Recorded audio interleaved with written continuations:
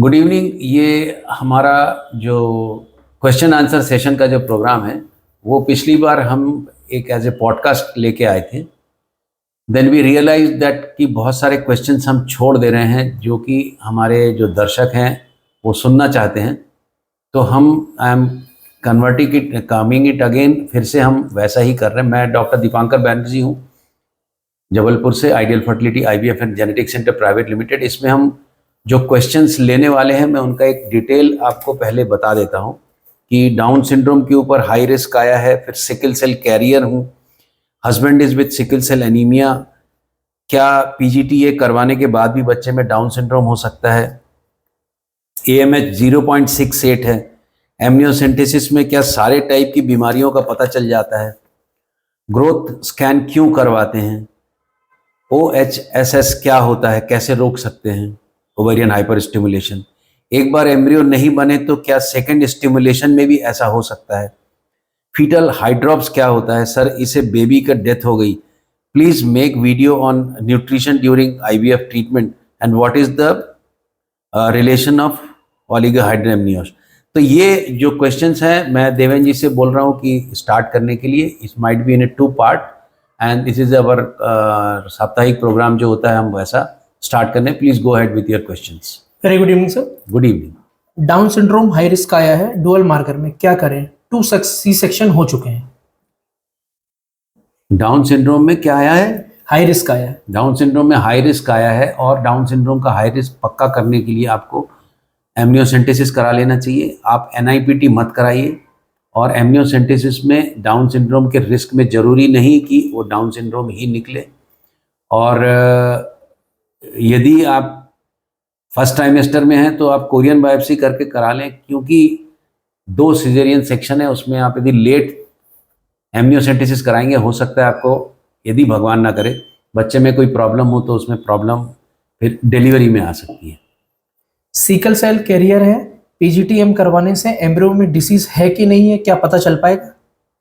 बिल्कुल पता चल पाएगा। यदि आप सिकल सेल कैरियर हैं, हस्बैंड वाइफ, और आप चाहते नहीं कि अबॉर्शन करवाना पड़े, तो आप IVF करा के एम्ब्रियो की जांच करा सकते हैं कि एम्ब्रियो सिकल सेल कैरियर है कि सिकल सेल फ्री है कि सिकल सेल डिजीज़ है। आप सिकल सेल कैरियर या डिजीज़ फ्री एम्ब्रियो को ट्रांसफ़र करा सकते हैं।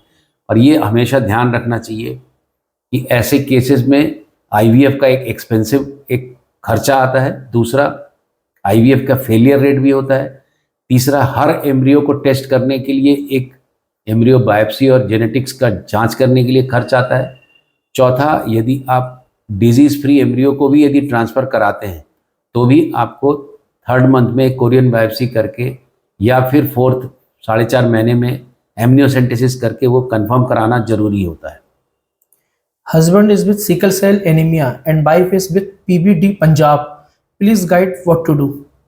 आई think sickle cell anaemia and HBD Punjab. Yes, HBD Punjab. तो ये बच्चे में कंपाउंड हेटेरोजाइगस हो सकता है और आपको अपने, यदि आप प्रेग्नेंट होते हैं तो या तो कोरियन बायोप्सी से आप अपना प्रीनेटल प्रसव पूर्व जांच करा लें 3रे महीने में, या फिर एमनियोसेंटेसिस करा के। पर यदि ये कंफर्म्ड नहीं है, खाली यदि इलेक्ट्रोफोरेसिस की टेस्ट है, तो मेरा आपसे ये निवेदन रहेगा कि आप या तो प्रेग्नेंट होने के पहले अपना हीमोग्लोबिन, जो बीटा ग्लोबिन जीन होता है, उसकी सीक्वेंसिंग जरूर करा लीजिए, तो पक्का हो जाएगा कि म्यूटेशन क्या है। क्या PGTA करवाने के बाद भी IVF करवाने से बच्चे में डाउन सिंड्रोम हो सकता है? PGTA एक एड ऑन प्रोसेस है। PGTA हेल्प करता है कि आपका डाउन फ्री एम्ब्रियो को सिलेक्ट करने में। पर अगेन मैं आपको बार बार ये कहता हूँ कि PGTA is not a panacea, हर चीज़ का ये वो नहीं है उपाय। ये एक ब्लास्टोसिस्ट है, ब्लास्टोसिस्ट बना, यहाँ पर फर्टिलाइजेशन हुआ, फिर 1 सेल का 2 सेल बना, 2 सेल का 4 सेल बना, 4 सेल के बाद मोरूला बना, उसके बाद ये ब्लास्टोसिस्ट बना। इसमें एक इनर सेल मास है और एक ट्रोफोएक्टोडर्म है। ट्रोफोएक्टोडर्म से प्लेसेंटा बनता है। कई बार इनर सेल मास के जो खराब सेल्स होते हैं वो ट्रोफोएक्टोडर्म की तरफ चले जाते हैं। तो ट्रोफोएक्टोडर्म की जो बायोप्सी की जो रिपोर्ट है वो जरूरी नहीं कि इनर सेल मास के ही साथ कोऑर्डिनेट करे, बहुत बार अधिकतर करती है पर नहीं भी कर सकती है। इसलिए ट्रोफोएक्टोडर्म बायोप्सी की जो रिपोर्ट है वो जरूरी नहीं कि इनर सेल मास को जिससे कि बेबी बनता है उसमें लागू हो। अब यदि ट्रोफोएक्टोडर्म बायोप्सी में PGTA जिसको हम pre implantation genetic test aneuploidy बोलते हैं, उसमें यदि ये नॉर्मल आया है 46 आया है तो बहुत ज़्यादा चांस है कि इनर सेल मास भी 46 होगा।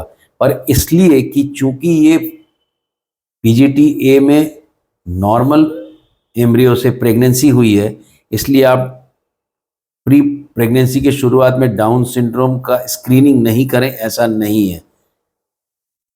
डाउन सिंड्रोम होने का खतरा जरूर कम हो जाएगा पर एकदम एब्सोल्युटली नेगेटिव हो जाएगा कि नहीं होगा, ऐसा नहीं होता। एमनियोसेंटेसिस कराने से क्या बच्चे में होने वाली सारी प्रकार की बीमारियों का पता चल जाता है? एमनियोसेंटेसिस हम क्यों कर रहे हैं? एमनियोसेंटेसिस करने के लिए एक रीज़न होता है।